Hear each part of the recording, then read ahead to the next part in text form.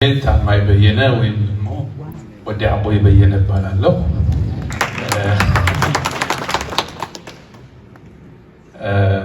አይ ሆፕ የተራረፈ አማርኛ ይኖራችኋል ብዬ አስባለሁ። ትሰሙኛላችሁ ብዬ እንደምታውቁት ዛሬ የመጣሁት የእኛን የምስራቅ አፍሪካን ሆነ የኤርትራና የኢትዮጵያን ፖለቲካ ታውቁታላችሁ። ቶክሲክ ነው በጣም። በረከት ግን ያደግኩበት ነፍስ ያወቅኩበት ዘፈንን ያጣጣምኩበት ታላቅ ሰው ስለሆነ ሀዘኔን ለማክበር ነው የመጣሁት እና በመምጣቴ በጣም ደስ ብሎኛል። በረከት መንግስትአብ ገና ከልጅነቴ ከሂሩት በቀለ ቀጥሎ ምዘፍነው የሱን ዘፈን ነበር።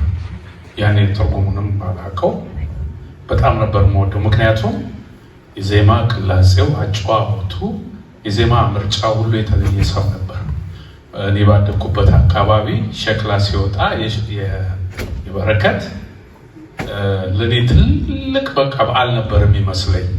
ከዛ እያደጉ ከመጣ በኋላ ዘፈኖቹን ሰማ ነበር። እንግዲህ ያው ስናድግ ደግሞ ኦፒኒየናችን ይቀያየር የለም። ያም ቢሆን ለበረከት መንግስትአብ ችሎታና የጥበባዊ ስራ የማይቀየር ፍቅር ነው ያለኝ። እኔ አስመራ ከመሄዴ በፊት ኤርትራን ማቀው በበረከት ዘፈን ነው። በኋላ ትርጉሙን ስታውቁት አንዳንዱ በተለያየ ጎራ አልነበር። እናንተ እንሄዳለን ስትሉ እኔ ደግሞ አትሄዱም ከሚሉት ውስጥ ነበርኩና አቆርደት ሰኔ መሬት ኮብኮባ የሚል ዘፈን ነበር። ብዙዎቹ ዘፈኖቹ ተናፈስ፣ ጉርጉሱ፣ አበረሃምስ የሚል ዘፈን አለ። ገኒያም ሆኖ ሄጄ ጉርጉሱንም መጽዋንም ለማየት በቅቻለሁ። የመጀመሪያ ግን ያስተዋወቀኝ በረከት ነበር እና በጣም ታላቅ ሰው፣ በጣም የተሟላ የጥበብ ሰው በረከት መንግስትአብ በዓላማው እኔ ብስማማው ባልስማማው በዓላማው ጸንቶ የሚያምንበትን በረሃ ድረስ ገብቶ የሚፈልገውን አሳክቶ ያለፈ ሙሉ ሰው ነው። እኛ በዚህ ብዙ ተገዳደልን አይደል? እግዚአብሔር የተሻለውን የሰላም ጊዜ ያምጣልን ብዬ እመኛለሁ። በእውነት ነው የምላቸው።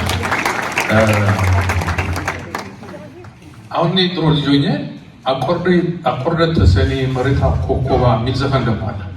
እነዛ ሁሉ እኔ የልጅነት እንትኖቼ ናቸው። በኋላ ያው የትግል ዘፈን ነው ምናምን አሉ። በኋላ ያም ሆነ እሱን ያስተዋወቀ እሱ ነው እና ይሄ ሁሉ ያልፋል። አሁን ያለው ትኩሳት ይበርዳል። ከዚህ በኋላ የሚመጣው የሰላም አገር ሆናል። እናንተም እኛም ሰላም አግኝተን በተለይ ደግሞ እንደ በአንድ ምሳሌ በሰጣችሁ በትግሉ ወቅት በረከት በእናንተ ሳይድ ሆኖ ጥላሁን በዚህ ሳይድ ሆነው ዘፈኑ በሁለቱም ጎራ። ጥላሁን የሞተለት የዛሬ 16 ዓመት መጀመሪያ ሀዘናቸውን የገለጹት ፕሬዚዳንት ኢሳያስ እና በረከት መንግስትአብ ናቸው እና ትልቅ አክብሮታል። ያለቀን ያን ዕለት የተሰማኝ ስሜት ቀላል አይደለም። አሁን እንደ በረከት እንደ ጥላሁን አይነት ሰዎች ቢኖሩን ወደ ሰላም የሚያመጡን በቃን የሚሉ እዛም እዚህ መጥተው የሚያስማሙን ትልቅ አርቲስቶች እንዲፈጠሩ ምኞቴ ነው። ያኔ ታዲያ እኔ ምድል ባገኝ እንደ ድሮ አስመራ ሄጄ እንዳደረኩት ሀራይ በአርክስ ተከታተልቲ ፕሮግራምና በመጀመርታ ብሽመን ብሽም ናይ ብሔራዊ ቲያትር ሰላምታ ይቃና እያል በአብራ ደስ ይለኛል። ያ ቀን እንዲመጣ ጸልያለሁ። የምችለውን ማደርጋለሁ። በረከት ነፍስህን ይማረው፣ ቤተሰቦቹን መጽናናት ይስጥልን። ያቀናይ